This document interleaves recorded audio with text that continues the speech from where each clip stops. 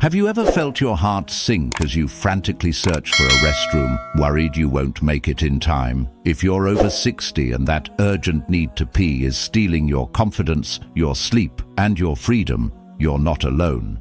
And it's not just aging. Doctors are begging older women to stop 7 dangerous habits that are making frequent urination worse. And I learned this the hard way after years of embarrassment and sleepless nights. Stay with me until the end of this video because I'm sharing the emotional journey and simple changes that gave me back my life, and they can transform yours too. Before we begin, I would appreciate it if you like this video. You can help me continue to spread the old age lesson. If you haven't subscribed yet, I recommend you subscribe and turn on the bell so you don't miss any videos. If you like this video, please comment number 1. If you don't like it, comment number 0 to let me know so I can make a better video for you. Now, let's get started. 1. The just in case. Sip before leaving. For years, I had a quirky little habit. Before leaving the house, I'd chug a glass of water as a just in case precaution. Whether I was heading out for a quick grocery run, a coffee date with friends, or a family event, I thought this ritual was a clever way to stay hydrated and avoid feeling parched later. I'd pat myself on the back for being proactive about my health, imagining I was outsmarting dehydration.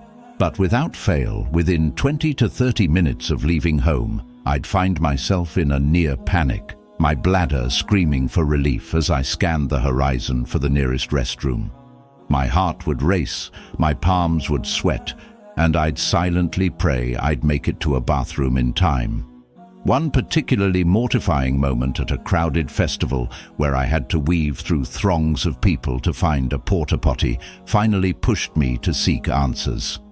I consulted a urologist, expecting a quick fix or maybe a prescription. Instead, she delivered a revelation that left me stunned. My just-in-case sips were actively harming my bladder.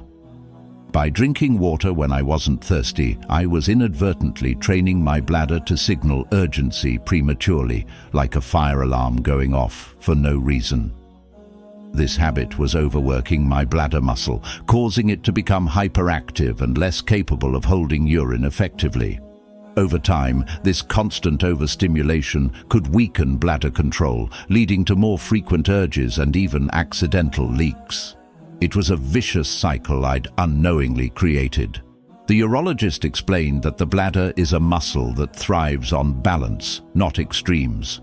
Constantly topping it off with small, unnecessary sips doesn't give it a chance to rest or function naturally.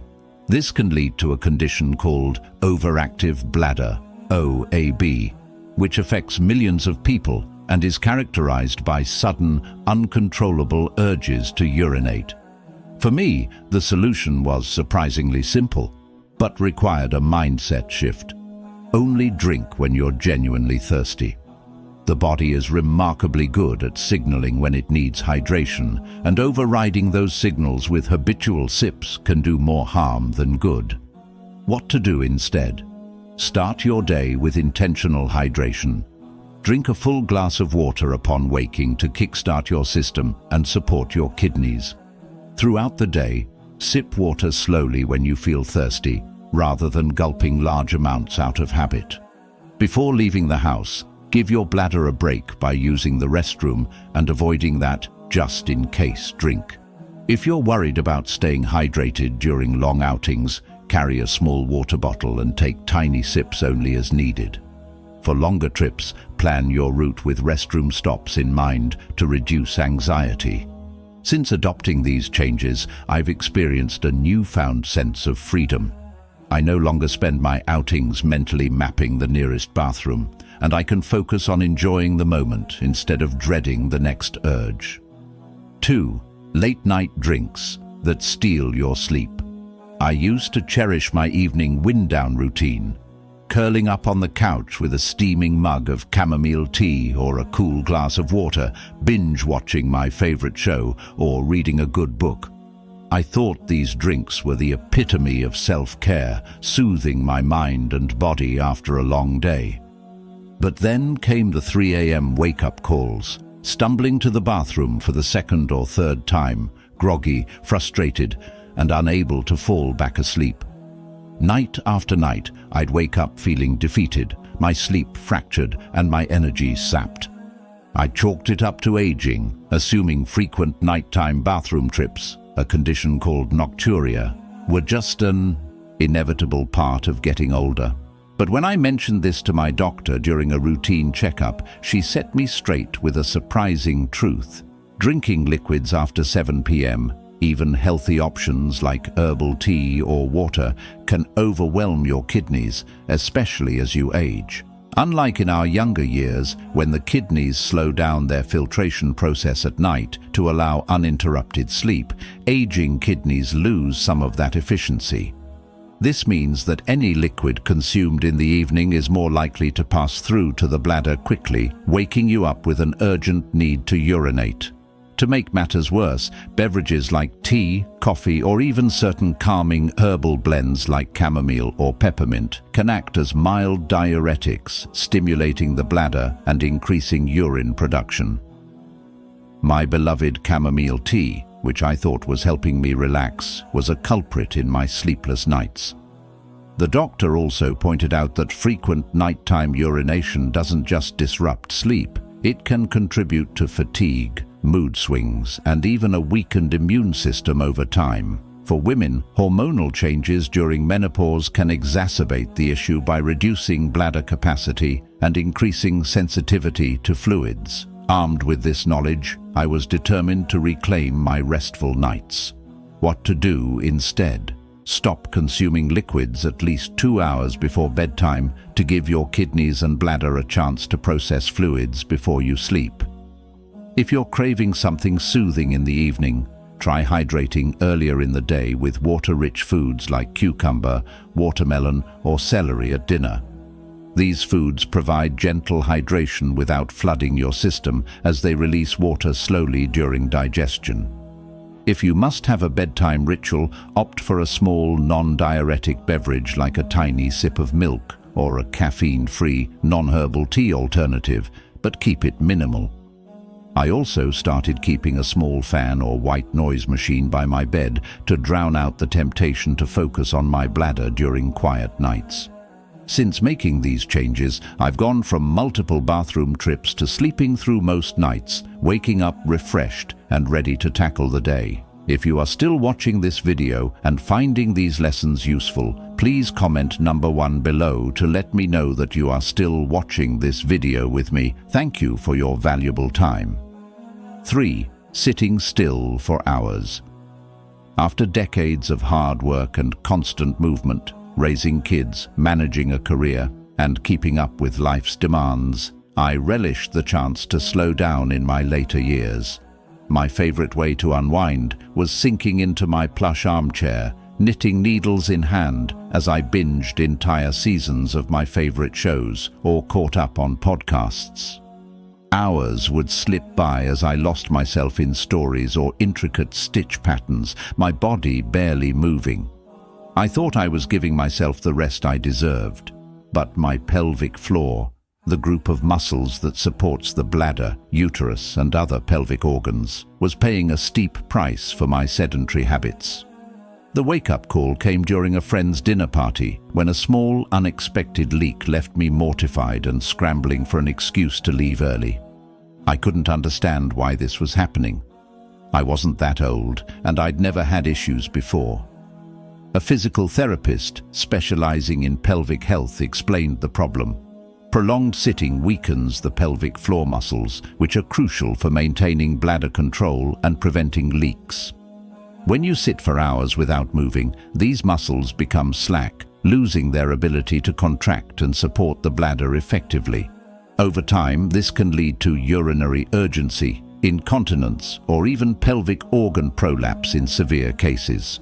Soft, cushy chairs like my beloved armchair only made things worse by allowing my core and pelvic muscles to disengage completely. The therapist also noted that aging naturally reduces muscle tone, and a sedentary lifestyle accelerates this decline. For women, childbirth, menopause, or even chronic coughing can further strain the pelvic floor, making it all the more critical. I realized that my hours of stillness weren't a reward, they were a betrayal of my body's foundation. What to do instead? Break up long periods of sitting with intentional movement every 30 to 45 minutes. This doesn't mean you need a full workout. Just stand up, stretch, or walk around the room for a minute or two. Gentle activities like swaying to music, doing a few squats, or even marching in place can engage your pelvic floor and core muscles. If you love to knit or watch TV, consider swapping your soft couch for a firmer chair or a stability ball to encourage subtle muscle engagement. Pelvic floor exercises like Kegels, contracting and releasing the muscles you'd use to stop urine flow, can also strengthen this area when done correctly. Consult a physical therapist for proper technique. These small changes have been transformative for me. I now move with purpose throughout the day, and the confidence I've regained no longer. Fearing leaks at social gatherings has been worth every effort. 4. Holding it in like a badge of honor. I used to wear my ability to hold it like a badge of honor. Whether I was stuck in traffic on a long car ride, sitting through an hour-long church service, or enduring a marathon meeting at work, I prided myself on my iron will. I'd tell myself that needing a bathroom break was a sign of weakness, a marker of getting old that I wasn't ready to accept. But this stubborn pride came crashing down at my grandson's high school graduation. Halfway through the ceremony, I was gripped by an intense, almost painful urge to urinate. When I finally made it to the restroom, I could barely empty my bladder, and a lingering sense of pressure and discomfort haunted me for hours. Alarmed, I booked an appointment with a urologist who delivered a sobering lesson about the dangers of my habit.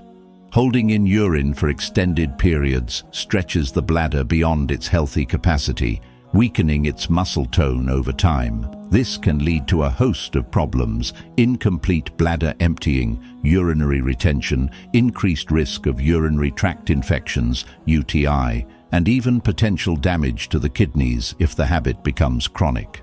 The urologist explained that the bladder is designed to signal when it's time to go, typically every 3 to 4 hours, and ignoring those signals can desensitize the nerves, making it harder to recognize when the bladder is full or empty. For me, this explained the lingering pressure and difficulty I'd experienced. In severe cases, this habit can contribute to bladder dysfunction or even require medical intervention. The urologist also debunked my belief that holding it in was a sign of strength. Instead, it was a risky form of pride that could have long-term consequences. Women in particular are prone to bladder issues due to anatomical factors like a shorter urethra, and habits like this only compound the problem. What to do instead? Make it a habit to urinate every 3 to 4 hours, even if the urge isn't overwhelming. Think of it as listening to your body's gentle whispers before they turn into desperate screams. If you're in a situation where a bathroom isn't immediately available, like a long car ride or a public event, plan ahead by using the restroom before you leave and avoiding diuretic drinks like coffee or soda. Practice timed voiding by scheduling bathroom breaks at regular intervals to retrain your bladder to function on a healthy rhythm. For me, letting go of the need to prove my bladder strength was humbling but liberating.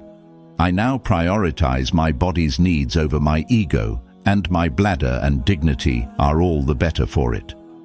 If you are still watching this video and finding these lessons useful, please comment number 2 below to let me know that you are still watching this video with me. Thank you for your valuable time. 5. Overloading on water at the wrong times. At 67, I eagerly joined the hydration craze sweeping through health circles, convinced that carrying a massive water bottle and sipping constantly would flush my system, boost my energy, and keep me youthful. I'd lug around a gallon-sized jug, proudly chugging water at every opportunity, during meetings, while running errands, even late into the evening while watching my favorite shows. I believed this was the key to optimal health, a simple habit to counteract the effects of aging. However, my enthusiasm backfired in ways I hadn't anticipated. By overloading on water, especially in the late afternoon and evening, I was putting undue strain on my aging bladder. This led to relentless nighttime urges to urinate, forcing me out of bed multiple times each night. These groggy middle-of-the-bathroom trips not only shattered my sleep, but also increased my risk of dangerous falls, a serious concern for older adults. Medical experts note that as we age, our kidneys become less efficient at regulating fluid balance, particularly at night, a condition known as nocturia. This inefficiency, combined with excessive evening hydration, can exacerbate bladder sensitivity, disrupt critical sleep cycles, and elevate the risk of falls, which are a leading cause of injury among seniors. The consequences went beyond physical discomfort. Poor sleep left me irritable, foggy, and less able to enjoy my days, while the fear of falling during those nighttime treks gnawed at my peace of mind. Determined to find a better way, I consulted a urologist and a nutritionist who helped me rethink my approach to hydration. The solution wasn't to drink less water overall, but to time my intake strategically. I learned to spread my hydration evenly throughout the day, starting with a tall glass of water first thing in the morning to rehydrate after sleep. I prioritized steady sips during the morning and early afternoon when my body could process fluids efficiently, and made a conscious effort to taper off after 6 p.m. By limiting myself to small sips in the evening, only when thirsty, I gave my bladder a chance to rest overnight. I also worked with my healthcare provider to calculate my ideal daily water intake, factoring in my weight, activity level, and climate. Living in a warm region meant I needed slightly more. For most older adults, aiming for 1.5 to 2 liters daily, adjusted for individual needs, is sufficient without overwhelming the system. This mindful approach to hydration transformed my life. Within weeks, my nighttime bathroom trips dwindled, my sleep deepened, and I felt a renewed sense of control. No longer did I dread the dark hours, and my days were brighter, energized by restful nights and the confidence that I was caring for my body wisely. 6. Eating bladder-irritating foods. For years, Friday pizza nights were the heartbeat of my family's traditions, a sacred ritual of gathering around a steaming pie loaded with spicy pepperoni, tangy tomato sauce, and a glass of crisp wine or fizzy soda to wash it all down. These evenings were filled with laughter, stories, and the warmth of togetherness. But as I entered my late 60s, I began to notice an unsettling pattern. Within hours of indulging, I'd be struck by an urgent need to rush to the bathroom, sometimes multiple times in a single evening. These episodes turned my cherished family nights into sources of anxiety and discomfort. At first, I dismissed it as a quirk of aging, but the problem worsened, robbing me of precious moments like snuggling on the couch with my grandchildren for movie nights. The breaking point came when I had to excuse myself repeatedly during a Pixar marathon, missing half the film and the giggles of my grandkids. Determined to understand what was happening, I dove into research and consulted a urologist who pointed out that certain foods and drinks, spicy ingredients, acidic tomatoes, citrus fruits, caffeine, alcohol, and even the artificial sweeteners in my healthy diet snacks were notorious for irritating the bladder. These culprits were inflaming my bladder lining, triggering urgency and discomfort that disrupted my evenings and my life. Rather than abandon my beloved pizza nights or resign myself to a joyless diet, I took a proactive approach to identify and manage my triggers. I started by keeping a detailed food and symptom diary, jotting down everything I ate and drank alongside any bladder flare-ups. This revealed clear patterns: spicy foods, tomato-based dishes, citrus desserts, caffeinated coffee, and even sugar-free gum with artificial sweeteners were consistent offenders. Armed with this knowledge, I made strategic adjustments. I shifted my consumption of bladder-irritating foods to lunchtime, giving my body hours to process them before bedtime. For dinner, I opted for bladder-friendly meals: Think grilled chicken with mild herbs, steamed vegetables, or creamy pasta dishes without tomato sauce. I swapped wine and soda for soothing chamomile tea or plain water in the evenings, reserving my occasional glass of wine for earlier in the day. I also became vigilant about reading labels, avoiding hidden irritants like artificial sweeteners and processed snacks, and choosing whole, natural foods instead. To support my bladder further, I incorporated hydrating anti-inflammatory foods like cucumbers and watermelon into my diet. Within a month, my urgency episodes dropped by nearly half, and I could once again savor family gatherings without the looming fear of a bathroom emergency.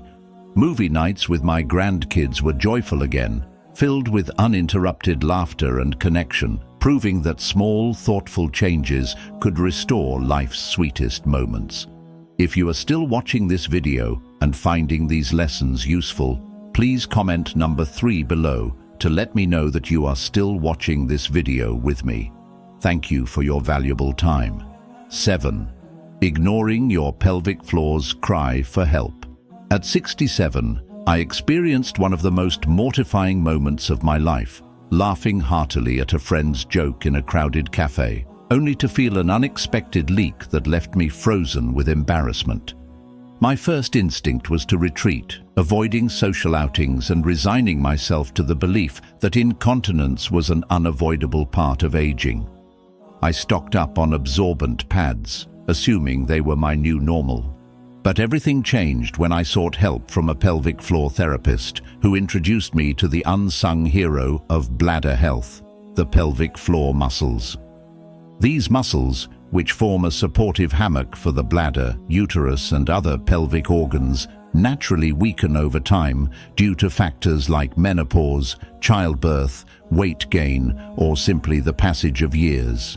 When neglected, this weakening can lead to leaks, urgent bathroom trips, and even pelvic organ prolapse, a condition where organs shift out of place, causing discomfort and further complications. My therapist explained that these issues aren't an inevitable sentence, but a signal that my pelvic floor was crying out for attention and strengthening. Eager to reclaim my confidence, I embarked on a journey to rehabilitate my pelvic floor. The cornerstone of this effort was Kegel exercises, simple, discrete contractions of the pelvic floor muscles that can be done anywhere, from sitting in a car to watching TV. My therapist taught me how to identify the correct muscles. Hint, it's the ones you use to stop the flow of urine midstream, and guided me through proper technique, as many people mistakenly engage their abdominal or gluteal muscles instead. For those without access to a therapist, online resources, apps, or even a single consultation with a professional can ensure you're on the right track. I committed to a daily routine of 3 sets of 10 to 15 Kegels, holding each contraction for 3 to 5 seconds and relaxing for an equal amount of time. To make it sustainable, I tied the habit to daily activities, like doing a set while brushing my teeth or waiting for the kettle to boil. My therapist also introduced me to biofeedback tools and gentle core exercises like bridges and pelvic tilts to further support my pelvic floor. Within just a few weeks, I noticed a dramatic reduction in leaks and urgency, and by 3 months, I felt stronger and more in control than I had in years. Social outings became joyful again, free from the fear of accidents, and I ditched the pads for good. My pelvic floor wasn't my enemy, it was a powerful ally waiting to be nurtured and strengthened, proving that with a little effort, I could age with confidence and vitality. Ladies, we've just walked through 7 dangerous habits that could be quietly stealing your freedom and confidence, and the simple changes that can give you back control. I've shared my heart, my struggles, and the lessons that transformed my life because you deserve to live your golden years without fear or embarrassment. What's one thing you've learned today that's opened your eyes? Maybe it's cutting out that late-night tea or starting those Kegel exercises. Please share in the comments below one habit you're ready to change to take back your life. If you found this video helpful, leave your comment, like, share, and subscribe to our YouTube channel for more empowering tips to thrive at any age. Let's keep supporting each other to live strong and free.